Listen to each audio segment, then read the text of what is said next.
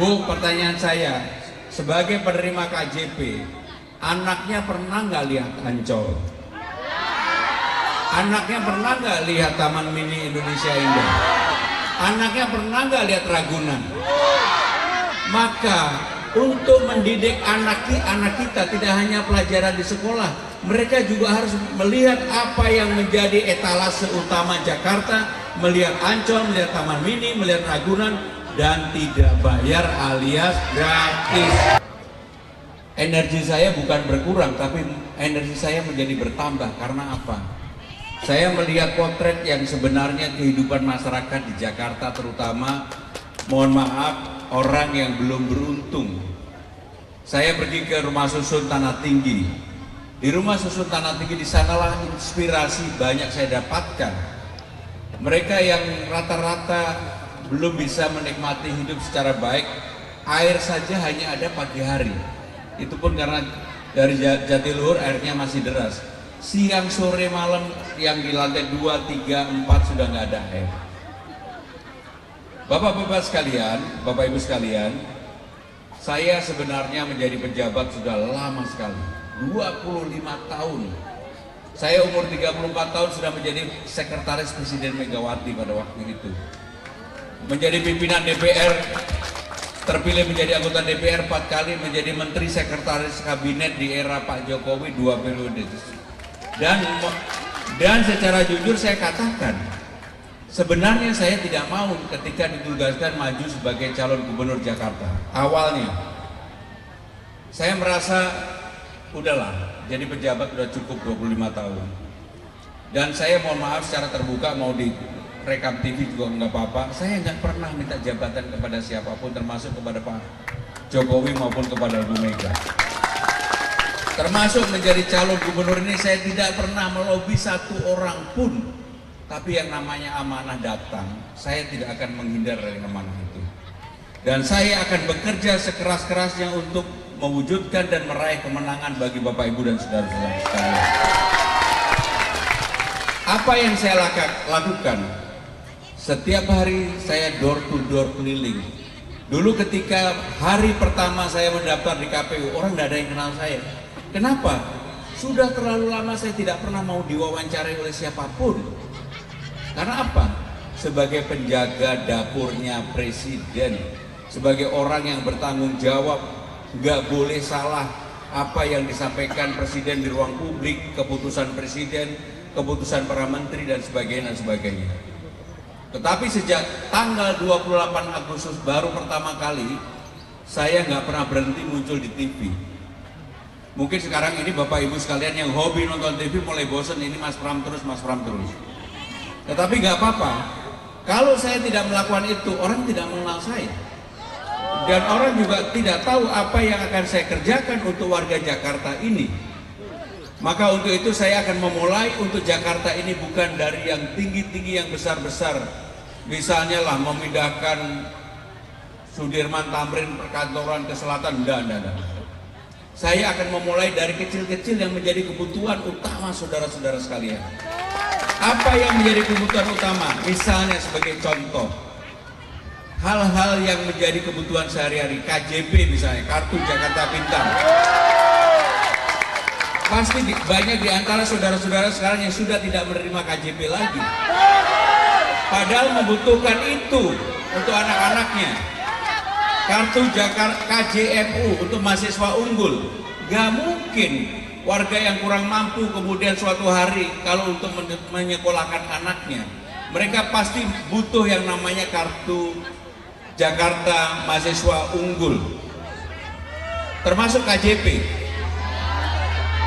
PIP, termasuk tadi saya begitu datang ada yang menanyakan kenapa PPSU dibatasi sampai dengan 57 tahun, 56 tahun.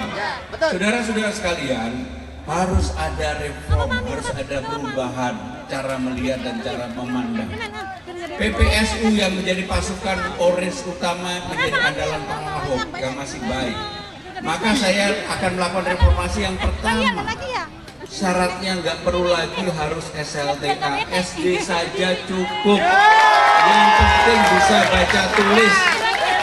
SD saja cukup, yang penting bisa baca tulis. Sedangkan usulan untuk usia tadi yang batasannya 56 tahun, saya akan kaji. Yang paling penting adalah orang yang masih bersemangat kerja dan sehat. Jadi ini merupakan masukan pertama kali yang saya dengar. Bahkan untuk kartu Jakarta Pintar, saya akan tanya ibu-ibu yang masih menerima, ada nggak yang masih menerima KJP? Bu, pertanyaan saya, sebagai penerima KJP, anaknya pernah nggak lihat Ancol? Anaknya pernah nggak lihat Taman Mini Indonesia Indah? Anaknya pernah nggak lihat Ragunan? Maka untuk mendidik anak kita tidak hanya pelajaran di sekolah, mereka juga harus melihat apa yang menjadi etalase utama Jakarta, melihat Ancol, melihat Taman Mini, melihat Ragunan, dan tidak bayar alias gratis. Dan untuk itu yang namanya anak nggak mungkin berangkat sendiri, digratiskan juga satu pendampingnya, tapi tidak tiap hari Bu gratisnya. Gratisnya dalam 1 tahun 3 kali. Silakan pilih, mau ke Ragunan, mau ke Ancol, mau ke Taman Mini, silakan. Termasuk ibu yang menjadi pendamping digratiskan. Dan saya lagi berpikir bagaimana caranya supaya warga itu tidak berangkat sendirian, tetapi bersama-sama, supaya apa, transportasinya juga dimudahkan. Bu, yang berikutnya, bagaimana dengan transportasi di Jakarta? Sekarang ini saya tanya, siapa yang naik busway gratis? Busway gratis? Jaklingko, dan sebenarnya kan ada peraturan pergubnya bahwa Jaklingko dan busway gratis untuk 15 golongan. Termasuk untuk lansia, Bu. Ibu udah lansia belum? Masih muda banget. Jadi kalau untuk busway gratis, harusnya untuk LRT dan MRT juga digratiskan untuk 15 golongan yang ada. Kenapa digratiskan? Yang pertama, supaya pendapatan ibu tidak berkurang karena harus membayar truk. Maka kalau ini digratiskan, saya yakin kemacetan pelan-pelan juga akan turun. Karena apa? Orang tidak perlu lagi dari tempat ini mau ke Sudirman Tamrin, karena digratiskan hanya busway-nya, maka mereka tetap membawa mobil atau membawa motor, sehingga dengan demikian masih aja tetap macet. Tetapi kalau ini kemudian konektivitasnya gratis, bisa naik MRT, LRT, naik busway, sehingga kemudahan dan jaminan saudara-saudara sekalian mau kemana saja ada sarana transportasinya.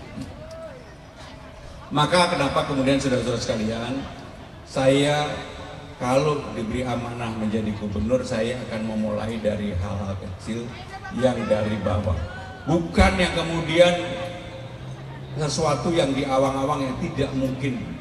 Maka ketika saya ditanya bagaimana dengan peninggalan-peninggalan Mas Anies, Pak Ahok yang baik-baik, menurut saya harus dilanjutkan. Contoh apapun, Kalijodo, tahu Kalijodo kan? Yang dulu haram jadah, kan dulu haram jadah. Bapak sering kesana juga. Yang dulu haram jadah, sama Pak Ahok dirubah menjadi tempat bermain anak-anak, ruang terbuka, hijau, terbuka dan bagus. Begitu berganti pemimpin ditinggalkan. Sekarang yang namanya Kalijodo menjadi remang-remang kembali. Tetapi walaupun yang haram jadahnya sudah nggak ada. Bagaimana dengan JIS, Jakarta International Stadium yang dibangun oleh Pak Anies? Sebenarnya yang JIS itu, pembebasan lahan itu dimulai tahun 1992. Tahun 2001 ketika Ibu Megawati menjadi presiden dan saya sekretaris presiden, ketika pada waktu itu kan ada krisis moneter, krismon. Kemudian tim ekonomi mengusulkan kepada Ibu untuk orang-orang yang ada di JIS, terutama di Kampung Bayam. Pada waktu itu mereka diperbolehkan untuk menjadi petani di Kampung Bayam. Sehingga dengan demikian itulah yang menjadi dasar tuntutan yang dilakukan oleh warga Kampung Bayam. Kampung Bayam itu pembebasan lahannya selesai di zaman eranya Pak Jokowi, dilanjutkan oleh Pak Ahok dan Pak Jarot. Kebetulan ada Bu Evi Jarot di sini. Ini istrinya Pak Jarot adalah sahabat saya. Era itu sudah terselesaikan. Baru di zamannya Pak Anies dibangun. Apakah sudah selesai? Belum. Apa yang belum selesai? Stadionnya selesai, tapi transportasinya nggak selesai. Sarana untuk menuju ke sana nggak selesai. Kemarin ketika main Bruno Mars, ada yang nonton nggak Bruno Mars? Nonton TV. Tahu Bruno Mars, Bu? Wah, ibu hebat sekali tahu Bruno Mars. Ketika Bruno Mars main, datangnya seneng, pulangnya mules karena macet.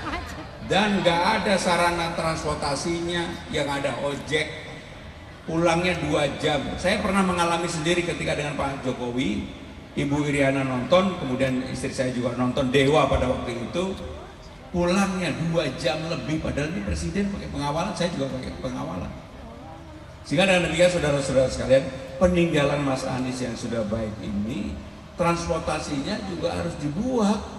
Maka kalau kemudian saya dapat amanah, saya akan fight untuk MRT yang mentok di Ancol tahun 2026. Jangan hanya ke Marina aja, ke kanan, ke JIS sampai dengan Tanjung Priok. Dan ini adalah jalur yang sangat padat sekali. Sehingga kalau orang mau pergi Tanjung Priok dari daerah selatan atau barat, ada jaminan. Sehingga dengan demikian inilah yang akan mengurangi transportasi di Jakarta. Sehingga dengan demikian Bapak Ibu saudara-saudara sekalian, saya sebenarnya banyak hal yang bisa saya sampaikan. Tetapi intinya sejak ada Undang-Undang Nomor 2 tahun 2004, Jakarta bukan lagi sebagai ibu kota negara. Apakah Jakarta kemudian akan menurun? No. Karena untuk berpindah ibu kota negara ini 5-10 tahun ke depan pun menurut saya pribadi takes time, belum cukup waktunya. Kenapa itu? Sekarang saja gedung DPR, gedung DPD, gedung MPR, bahkan tidak ada satupun kantor partai sudah dibuka di sana. Kantor-kantor kementerian lembaga, saya ini kebetulan mengikuti dari awal, belum semuanya atau bahkan belum dibangun. Sehingga yang ada baru istana, rumah tapak menteri, rumah untuk presiden yang nanti Pak Prabowo yang akan menempati, tetapi infrastruktur dasarnya belum lengkap, sehingga butuh waktu. Saya beruntung sebelum saya maju ini sudah 2 kali menyiapkan sidang kabinet, terakhir bulan September kemarin. Maka untuk itu saudara-saudara sekalian, yang terakhir dari saya, karena saya juga jadwalnya setiap hari padat sekali, saya mohon disupport, saya mohon didukung, tetapi nggak cukup kalau hanya Bapak Ibu saudara-saudara yang ada di ruangan ini. Harus disampaikan kepada saudara-saudaranya, tetangganya. Kenapa harus memilih pemimpin yang rasional untuk membangun Jakarta ini? Bukan yang menjanjikan bisa bim salah bim menyulap Jakarta, nggak bisa. Maka yang saya janjikan adalah hal real yang bisa saya lakukan. Sebagai contoh, untuk RT RW memang insentifnya terlalu kecil. RT itu hanya 2 juta, RW hanya 2,5 juta. Yang begini bisa dikalikan 2 dan anggaran pendapatan belanja daerah kita cukup. Untuk Dawis, ada nggak di sini yang Dawis? Jumantik ada? Banyak. Anggarannya juga terlalu kecil, ngejar-ngejar nyamuk cuma dapat 500.000. Maka yang begini insentifnya dikalikan 2. Kenapa saya bicara yang detail-detail? Sebenarnya saya juga bisa bicara mengenai hal sesuatu yang baru. Ini yang terakhir dari saya. Jakarta perlu terobosan. Orang bayar pajak di Jakarta totalnya sekarang ini dalam 1 tahun hampir 3.000 triliun. Yang diterima di Jakarta oleh Jakarta, karena pajak itu yang berwenang adalah pemerintah pusat. Jakarta hanya menerima kurang lebih 1,5% dari itu. Jadi masih sangat kecil sekali.